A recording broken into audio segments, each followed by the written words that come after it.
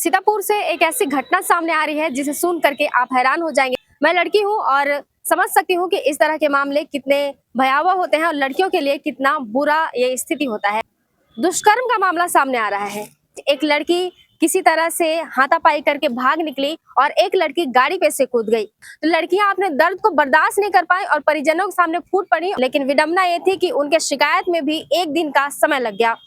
लड़कियां झूठ बोल रही हैं और इस तरह के मामले फंसाने की साजिश की जा रही है, ऐसा थाना प्रभारी के द्वारा बोला गया। अब सबकी नजरें, सबकी निगाहें उस रिपोर्ट पर है। सरगुजा में विशेष पिछड़े जनजाति को बहुत ही अच्छे संरक्षण दिया जाता है। बाकी कैसे संरक्षित रह सकते हैं, यह एक सवाल छोड़ रहा है।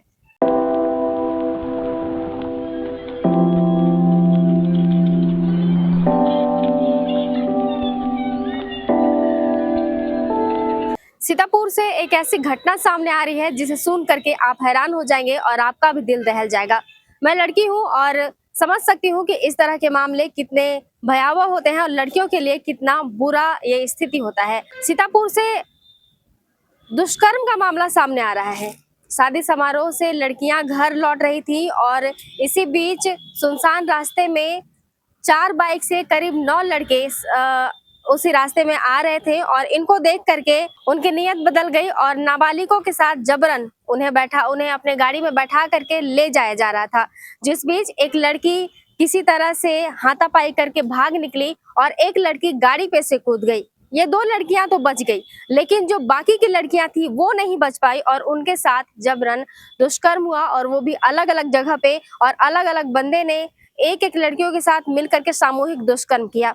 जिसके बाद अगले दिन जब लड़कियां घर में थी और उनका तबीयत जब खराब होने लगा तो परिजनों के जोर देने के बाद जब परिजन पूछे कि आखिर ऐसा क्या हुआ कि वहां से आने के बाद तबीयत खराब होने लगा, तो लड़कियां अपने दर्द को बर्दाश्त नहीं कर पाई और परिजनों के सामने फूट पड़ी और अपनी बातें बता दी।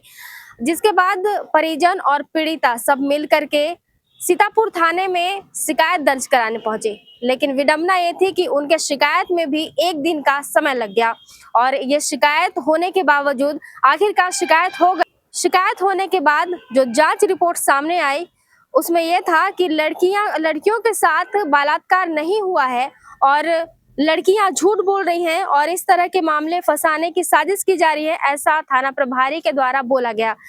जिससे असंतुष्ट परिजन अपनी बेटियों को लेकर के जिला मुख्यालय अंबिकापुर पहुंचे और शिकायत के बाद जिला हॉस्पिटल में इसकी जांच करने की अपील की। जिसके बाद जिला हॉस्पिटल में इसकी जांच हुई है।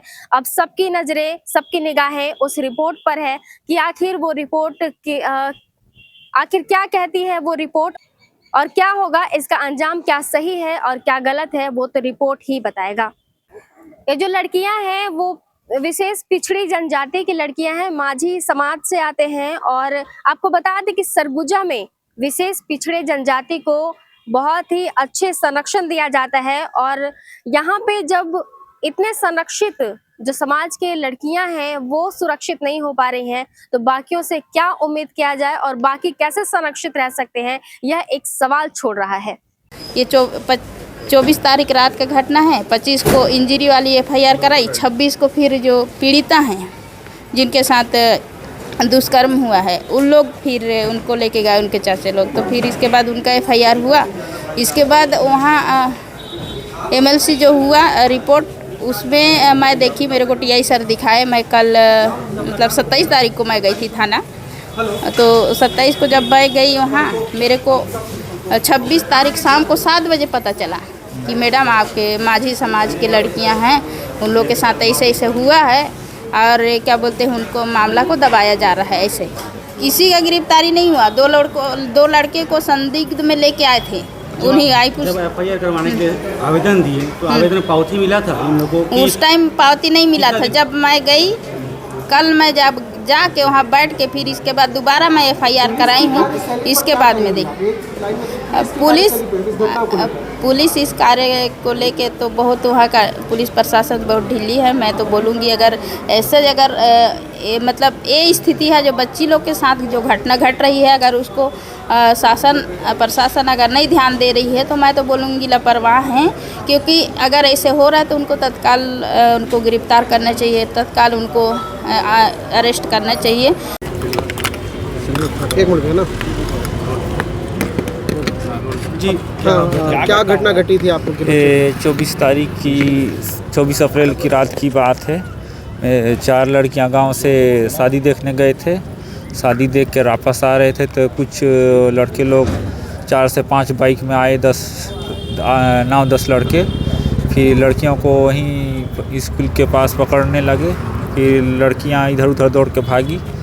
फिर एक जने लड़की जैसे तैसे करके वो जान बचा के अपना भागी, और एक लड़की को बाइक में ले जा रहे थे, वो बाइक से कूद कर भागी। और एक लड़की को 2-3 किलोमीटर दूर जाके उसके साथ दुष्कर्म किया। एक लड़की को वहीं नदी तरफ ले जाके दुष्कर्म की। मारपीट भी हुई। हाँ, ये बताइए, आप लोग शिकायत दर्ज किए तो पुलिस की कार्यशैली किस तरह की थी इस मामले को लेकर? पुलिस की कार्रवाई, हमें आश्वासन दिया गया कि जो भी आरोपी हैं जल्द से जल्द सज़ा मिलेगा और कड़ी से कड़ी कार्रवाई की जाएगी करके। आरोपी की गिरफ्तारी हुई है कि नहीं हुई है अभी तक? अभी तक नहीं हुआ है। आप लोग FIR लिखने में लेट लतीफ़ी कर हाँ, FIR लिखने में भी मतलब हम लोग 24 तारीख की घटना है तो लड़की लोग डर से सहमित हुई थी, हम लोग को नहीं बोल पाई। फिर 25 को नहीं बताई, 26 को बताई। फिर हम लोग FIR दर्ज कराने गए थाना में। फिर वहाँ हम लोगों को दिन भर मतलब बैठा के वो किया। फिर रात 10 बजे तक हम लोग वहीं मेडिकल जांच होगा करके। फिर उस दिन भी पूरा मेडिकल जांच नहीं हुआ।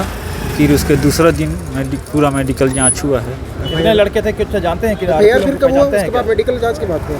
हाँ, मतलब FIR हुआ लेकिन मेडिकल जांच नहीं हुआ था। शुरू में आप लोगों को पुलिस क्या बोल रही थी कि रेप नहीं हुआ है, इस प्रकार से कुछ बोल रही थी पुलिस? देख के तो लग रहा है कि नहीं हुआ है। अलग अलग बयान देते हो, ऐसे वैसे करके बात को इधर उधर घुमा रही थी। कौन घुमा रहा था? वही पुलिस लोग। कौन सी पुलिस? वही हम लोग के थाने का। सीतापुर? जी। कहाँ के पुलिस थे? सीतापुर। ये